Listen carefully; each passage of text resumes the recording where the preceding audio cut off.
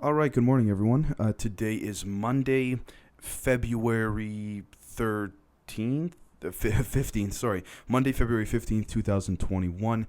And aside from, if we're looking at Western media, aside from Capitol riot, impeachment trial, COVID, aside from those things, it's hard to find some stuff. So if you could just bear with me, I'm going to cover stuff that I found to be occurring not just in the West, but all around the world for those listening outside of the West. So, first off, let's get some whatever out of the way with. Prince Harry and Meghan Markle are expecting their second child. Look, good for them.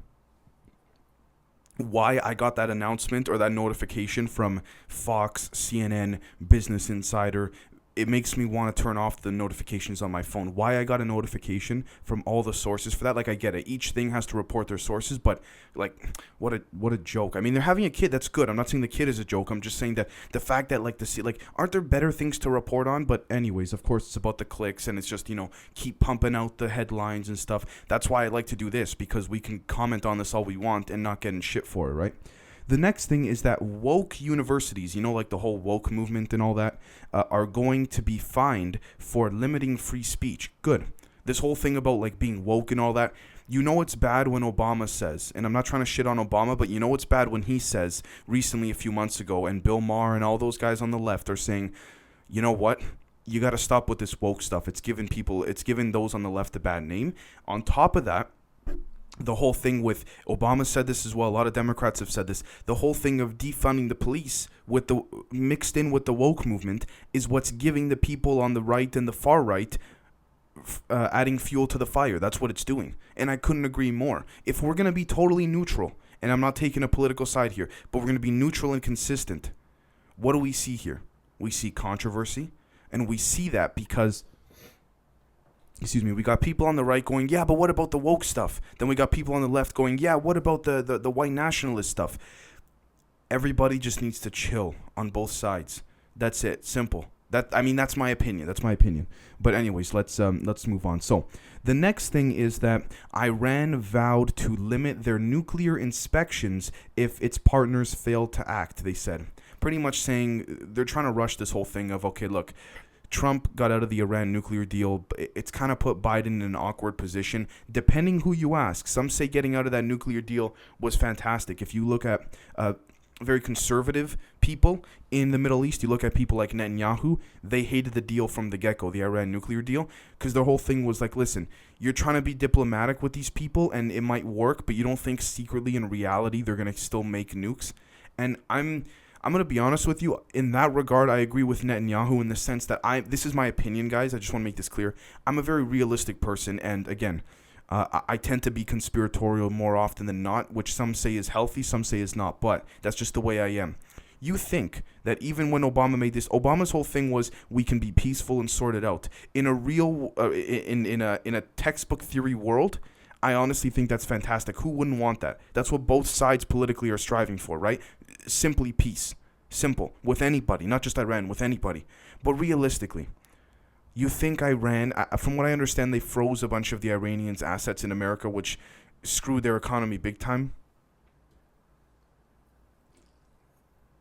But do you honestly think they would have stopped making nuclear weapons? They would have stopped doing it publicly, right? And then the whole thing is, well, if Iran enriches their uranium and in the next 2-3 years, they can go underground. And the debate to that, because I'll play both sides of that, is people like Netanyahu and Trump and all, and people on the right, the conservatives, are fear-mongering with Iran, saying, no, we just gotta don't let them get a bomb, keep killing their high-level people, that's it. That's also not the answer either.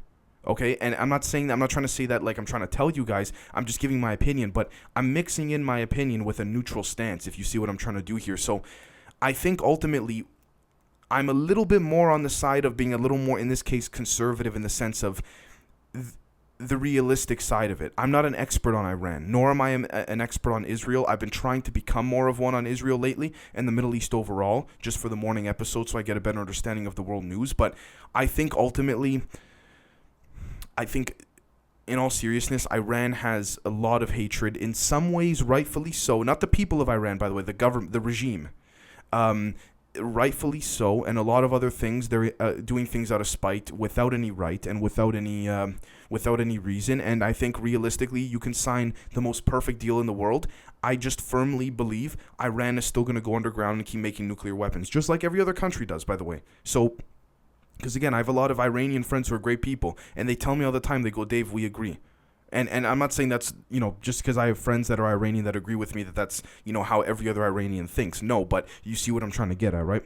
The next thing is that the country of Guinea has declared an Ebola epidemic after confirming 3 deaths from Ebola. Look, just nip it in the butt. That's it. Nip it in the butt. None of this mask nonsense. Just quarantine, whatever. Just get rid of it. Make sure it doesn't spread. The last thing we need is more of this nonsense. Whether it's real or not, it doesn't matter, because clearly, whether the virus is real or not, and it is because I'm saying it on YouTube, but again, patreon.com/Generation Z, you'll see why I'm doing that. But the point here is that when we look at all of this, even if the virus is fake, let's just say in a hypothetical world it's fake, it's still impacting people who have not been affected by the virus, such as myself, to be honest with you. I mean, in terms of health, I'm saying.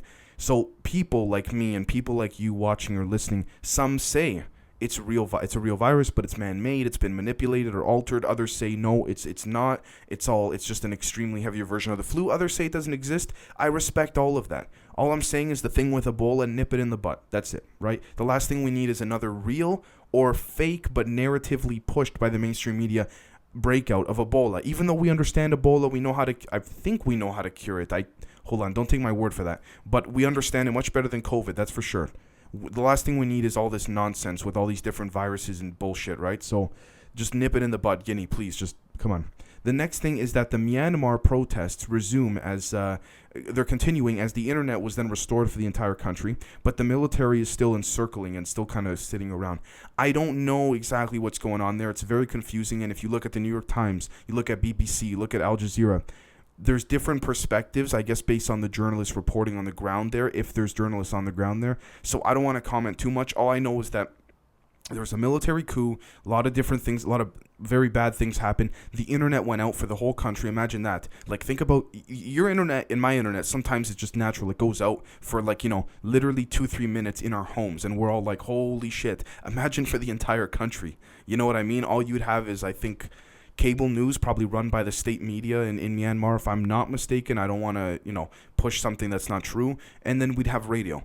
And if the internet went out in the West over here, it would be the same thing, Canada, United States. It'd be like, holy shit, So let's see. The next thing is that Israeli Air Forces held a surprise drill right next to the Lebanese border. I get it. They need the clicks for the headlines. Yeah, of course they did. Whether you agree with it or not, it's very simple. It's Netanyahu just trying to show force. And it's not just Netanyahu. There's a lot of people. Assuming the polls are not faked, the majority of the country agrees with Netanyahu. Not by much, but just north of 50% from the last polls that I've seen. So it depends. Like, in terms of being able to show force constantly to defend Israel, I get it. Honestly, I'm more conservative, in my opinion, with Israel than liberal. And the reason for that is very simple. Look at, and I know it's more complex than just this, but if we're just looking at this particular context here, look at the layout geographically of Israel, not geopolitically, geographically. The country, Israel's surrounded by their enemies. Now, we can debate, did Israel create those enemies thousands of years ago? That's not for me to say. The point is, we're here. What's going on right in front of our faces is what matters now and for the long term. What would you do, guys, if you were surrounded? And I'm not trying to defend Netanyahu. I'm just saying Israel as a country. If you were surrounded by enemies, I mean, you'd probably want to show force every so often, maybe do some type of fighter jet drill or some high advanced, propulsion system of rockets, and don't attack anyone, but, shoot them up in the sky and just give a quick little thing, whatever. I don't agree with that. Honestly, it's all about peace. But if we're going to be realistic, it comes down to, very sadly, it comes down to that war mentality. It's either my life is going to go or his life is going to go. It's as simple as that. And it's very sad because we got to really step back and get that sort of war strategy out of it. I think it's always good to have a strong military. I think you always need a very strong military, always on standby. You need the cutting edge, never stop, best of the best, always on standby. But at the same time, there's a balance, and I get that. The next thing is that, yesterday was Valentine's Day, and there was a Unfortunately, 2 people died in 2 separate Colorado avalanches yesterday on Valentine's, which is unfortunate in Colorado, which is, yeah, very sad. I mean, I imagine you'd probably go skiing there or something with your partner, and then you end up dying, or your partner ends up dying. It's terrible. It's terrible, right? So, and to those, by the way, yesterday, happy Valentine's Day. I totally forgot. I'm not that it matters. I'm single, so it doesn't really apply much to me. So, yeah, my apologies for those who are married or have spouses, partners, what have you. Happy belated Valentine's Day. The next thing is that there's an unprecedented winter storm in Texas that caused power outages across the entire state. Huh. I mean, interesting. I mean, some say global warming, some others say it's just the nature of the earth. Not even that. It's just, man, seeing winter and a storm in Texas, wow. Like, I mean, I know all of the West right now, the continent of the West, is experiencing in most areas very heavy, strong winter storms, things like that. Over here where I am in Toronto, it's like anywhere from minus 19 to minus 25 degrees Celsius, which is insane. So even for people thinking, oh, you're Canadian, you're used to it. I am. I'm not going to lie, I am. But it's still cold. Don't kid yourself. But I can see, like, I lived in Arizona for a little while. I could see why, coming back to Canada, how people say, like, how do Canadians deal with the cold, or certain people in the States deal with the cold for the states that snow very often. I can understand that. I could see that, right? The next thing is that Bill Gates said that ending the pandemic is very, very easy compared to combating climate change. See, the problem I have with this is like, okay, I'm going to play 2 sides with this very quickly. Let's just say Bill Gates is not an evil guy, or he's not very, negatively oriented. I think he's right up there with the elites in that chess game. Whether he's good or not doesn't matter. I think his actions are very negative in a lot of ways. So let me make that clear. With that being said, let's put a hypothetical twist on this. Let's just say, hypothetically, he's a good guy and everyone in the world has the wrong perception about him. Okay, let's just say for a second, guys, him making those statements doesn't help, because you're stirring up the controversy between the climate change people with their opinions, which is the right to free speech. You're also stirring up the issue of COVID. And that obviously, is a big, big issue. So you're stirring up all these issues. But then you look at it and you say, okay, for a guy who says, oh, I don't know why everyone attacks me with conspiracy theories, which Bill Gates does say, it's because you say shit like that that's so vague and open, and like, it makes no sense. I don't care if you believe in climate change or not, and I say that respectfully.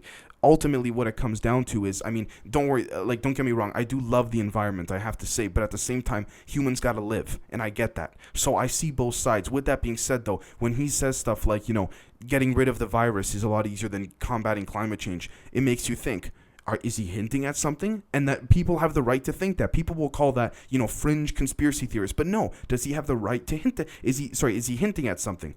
And you and I have the right to interpret that, because that could mean anything. It's open for interpretation. And that's the other thing that bothers me too. The left is always like, well, the right, and I'm not saying I'm on the right. I'm saying from a neutral stance, the left always goes, people on the right always make these statements, whether it's politicians or conservative media, these openly vague statements that could be open for interpretation. Yeah, and Bill Gates doesn't. And let's be honest, everyone associates Bill Gates with the left, democratically anyways. We've seen where he donates, and that's, the money he donates to is very Democratic Party oriented. So let's just call a spade, right? And he's saying stuff, it just doesn't make any sense to me. But anyways, like, that's why people keep saying these things, even though I do think, generally speaking, the guy's up to no good. So the next thing is that Lindsey Graham said that Laura Trump is the future of the GOP. That's Eric Trump's wife, so Donald Trump's daughter-in-law, who did a lot of things for Trump in the campaign and stuff in 2016 and in 2020. I honestly thought I would have seen Ivanka run for governor before Laura Trump. It's not confirmed, but apparently that's the whole thing. I mean, I'm going to be honest with you guys, and maybe I'm wrong. Honestly, maybe I'll be wrong. I don't see a Trump sitting or holding the presidency again. I do see a Trump, and this is just my opinion, but I do see a Trump being a governor, a senator, a congresswoman, congressman, a representative. I don't know which one that'll be. I honestly thought there would have been talks of Ivanka. Maybe she's going to wait 4 years from now. She'll run for a Congress or something, but I do see Laura Trump doing it. I didn't think she was gonna run, even though nothing's confirmed yet, just because I thought she was gonna stay running like the whole Trump TV if Trump was gonna start his own TV network. So it's interesting to see. If there is, I mean, look, at the end of the day, whether or not it's money or power, let's face it. Once you get into power, it's human greed. You just want more power. So I could see that. And I'm not calling Trump and them greedy. I'm just saying, totally from a neutral standpoint, people don't get into politics, generally speaking, in reality, to help other people. That's what it's supposed to be for, but let's be honest, that's not what it is, right? So the next thing is that Cuomo's problems, Governor Cuomo, Andrew Cuomo, his problems are so bad that even CNN is saying it's bad. Now, that might be a vague statement like, Dave, what are you saying his statements are bad? He covered up a bunch of COVID data that was showing numbers way worse than what they reported publicly because they were afraid Trump was going to tweet mean things at them and stuff like that and say, look at how bad New York is. So this whole time we thought New York was getting better, it's debatable. It kind of wasn't. And it got so bad that even Jake Tapper of CNN tweeted, doesn't matter what the president was going to say about you, doesn't matter if he was going to stop sending you stuff if the numbers were so bad or whatever, or say, look, see everyone, I was right, you shouldn't have hid those numbers. And it's true. And it's these little things, guys, that might have influenced the election, the general election for Trump, just like the Hunter Biden story. I'm not siding with Trump, but we got to call a spade here, right? We got to call it as it is. So, I mean, who knows? Would it have changed maybe some votes in the election? It might have, the Cuomo thing, just like the Hunter Biden thing did. When the Hunter Biden story, after it was censored before the election, the most searched up thing in the West, at least, on Google, even in Canada, was how do I change my vote? Now, Canadians obviously don't vote. They just wanted to see what was going on in the States when you search that up. And in the States, that was the number 1 or number 2 most searched thing. So that tells you something. Not to say it would have changed enough for Trump to win, but enough to show how much the media can influence little pockets of society, if you will, right? The next thing is that there are calls growing for a 9/11 style commission and hearings for the Capitol riot. So the same way there was like, the Church Commission in the 70s and 80s, and then you had, the 9/11 Commission. I would say the Bill Clinton Commission, but I'm going to be honest with you. The whole Monica Lewinsky thing, that was a blowjob. I'm sorry. I don't care. The guy got a blowjob. Whatever. And that's not even me trying to take a side. It's just, he shouldn't have done it, but whatever. Fine. They want to do those same type of hearings for the Capitol riot. Sure. I mean, if it's productive, I'm all for it. But a lot of these hearings are not productive. And when they are productive in terms of dialogue, nothing ends up happening. You see the tech hearings last year? There were like 2 or 3 of them with Facebook, Amazon, Apple, Google, Twitter. Nothing happened. They shitted on them and they said, look, you guys are hiding stuff and all that. But then nothing happened. So if nothing happened, what's the point of doing the hearing? Right? I'm all for hearings if it's going to turn into something. Right? And I get it. Sometimes you got to have hearings and then nothing is done after because sometimes it's better to have nothing done. I get it. But never, ever, ever has any action been taken from any hearings or committees. Very rarely. I mean, you look at the Church Commission and the Warren Commission in the 70s. Technically speaking, the action taken, that hearing was the action in and of itself because they were exposing a lot of covert CIA operations that were considered unethical. So I get that, but you know what I mean. The next thing is that, or the final thing is that the Taliban is closing in on Afghanistan cities, pushing the country to the brink, according to Al Jazeera. Look, I'm going to be honest with you, and if I'm missing a perspective here, please tell me in the comments. For those of you listening and watching on YouTube, I agree with Trump when he said, and he's been consistent with that since 10 or 11, actually, way before he ran, which was we should have never, sorry, when I say we, America should have never went to the Middle East. Canada helped too, because I'm Canadian technically, but America should have never went to the Middle East. But since they got there and when they got there, they never should have got out. I agree with that entirely. And I know it's extremely controversial. Saddam Hussein, Gaddafi, the whole thing of, Saddam Hussein was bad, but he killed terrorists. There were a lot of bad things these guys did. But the problem is, though, guys, everybody knows it on both sides. It's left a vacuum. And then when you leave the troops and they leave Afghanistan, the Taliban starts to take over. So the question then becomes, when are the troops going to come home? Because they should. It's been a freaking long battle, man, from 2001. And for those that watch this show that are veterans or are still serving, and I know for a fact there are a handful of you, again, thank you so much for your service. But you guys see where I'm coming from? You know what I mean? And I say this as respectfully as possible, but it's like, when are we going to get out? And I think that's why Trump got a lot of the military involved in 2016, because a lot of people agreed with him. We should have the America should have never gone in, but since they got in and they removed these dictators and all that, you gotta keep the control there until there's something to fill that vacuum, right? So it's hard to say, but anyways, so that's it for today. This afternoon's episode is gonna be a good one, hopefully, and we will catch you guys either this afternoon or tomorrow. Cheers.